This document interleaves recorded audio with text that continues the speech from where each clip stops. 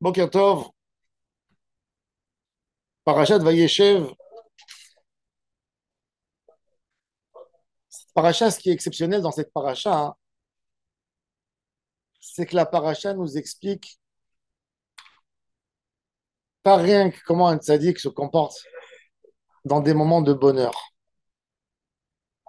Comment un serviteur d'Hachem se comporte dans des moments de détresse, dans des moments de peine, dans des moments de catastrophe. Comment un homme gère une catastrophe. Comment un homme survit quand il a perdu son fils.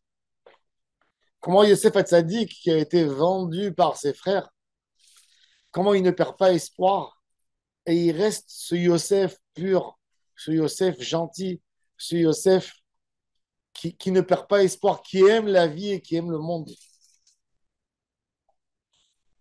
Et ça, c'est l'idée de notre paracha. Je vais parler de l'idée générale.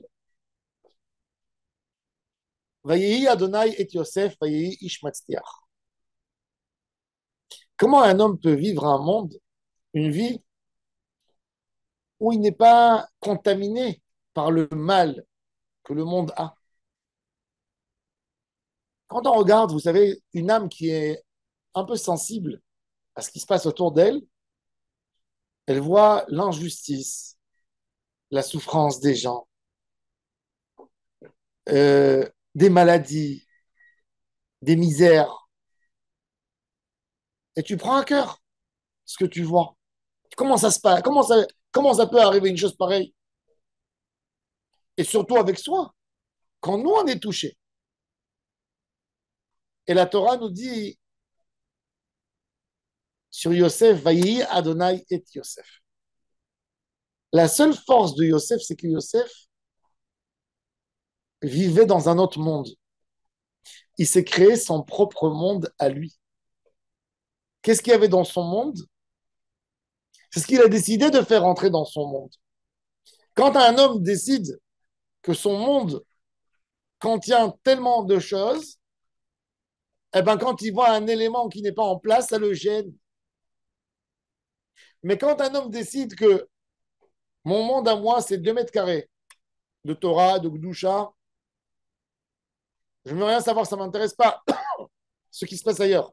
Je ne suis pas responsable de l'autre monde. Je vis ma vie, mon monde, ma Torah, ma Avodat Hashem. C'est là où il réussit à sortir de tous les malheurs.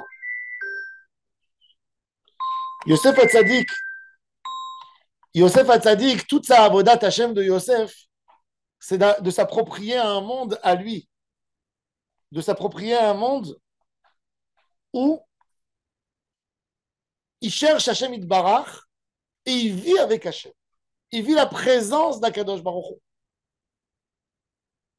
Hu. Et c'est ce qui l'a aidé à passer tout. C'est ce qui a aidé à Yaakov Avinu de passer ces moments tellement horribles où 10 de ses enfants ont vendu un de ses enfants. Qu'est-ce qui a donné cette force à cet homme de vivre 22 ans de peine horrible et ne pas avoir de questions sur Hachem? C'est Saïmouna, c'est de faire un monde à toi. Notre monde à nous, Olam Akatan, Olam de l'homme, c'est un monde où tu mets tes priorités, un, 2, 3, et tu décides qu'est-ce qui est primordial pour toi. Tu ne viens pas, tu ne peux pas vivre dans ce monde si tu n'as pas décidé l'hierarchie des influences sur toi. Quand tu as décidé dans ton monde que c'est Hachem le premier, ma parnassa, c'est que troisième, quatrième. Ma vie, mes angoisses, mes difficultés, c'est secondaire de secondaire. C'est là où tu peux vivre. Mais quand tu dis ma parnassa, c'est premier. Ma vie, c'est le plus important. Dès que tu reçois le plus petit des coups, tu es fragilisé, tu es cassé en 1000 morceaux. Tu as perdu tout ton point de repère. Mais quand tu as une émouna, que Hachem, c'est ton monde et Hachem, c'est de l'infini. Et s'il y a des choses qui se passent, Hachem va régler. Là, tu rentres dans la émouna et tu vis une autre expérience. Et ça, c'est Vayehi Hachem et Yosef. La force de Yosef Hatzadik, c'est Vayehi Hachem et Yosef. C'est Yosef Hatzadik a décidé qu'Akadosh Baruch Hu est avec lui dans les moments d'angoisse. Le langage de Vayehi signifie toujours une peine, une difficulté. Yosef Hatzadik, son confident était Hachem. Quand il souffrait une journée entière d'esclavage, les épreuves de la femme de Potiphar, il partageait avec Hachem. Il discutait avec Hachem. Il faisait un monologue. Ça commençait par un monologue qu'il a décidé de faire, mais à la fin, il a bien découvert Hachem. Donc ce monologue est devenu un dialogue avec Hachem. Et il a retrouvé toutes ses forces. Comment un homme, jour et nuit, sa maîtresse, elle essaye, la maîtresse de maison, elle essaye de le convaincre à faire une avéra, et des années contre elle, des moments, tous les jours. C'est que parce qu'il avait une porte d'issue, que dès qu'il sortait d'elle, il rentrait dans la Shekhinah. Il s'est créé un monde où il pouvait se sauver. Et c'est ce qu'on a besoin, nous tous, d'avoir un monde, une chambre de refuge, où on peut rentrer dans n'importe quel moment de la vie où on a un problème.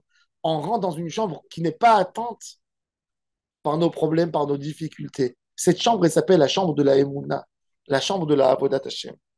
Alors Hashem Izaki Otanu, à nous tous, d'avoir chacun sa petite chambre d'Emouna, chacun sa petite chambre, ou quoi, Kadosh Baruch Hu existe, son Olam Katan, son monde à soi, qui le fait un monde merveilleux, où il ne peut pas être atteint par rien du tout. Il n'y a aucun mal qui peut lui faire, qui peut l'approcher, qui peut le toucher. Il est intouchable. Et c'est là où on reste et on arrive à passer toutes les épreuves de la vie. Baruch Adonai Le'olam. Amen. Amen.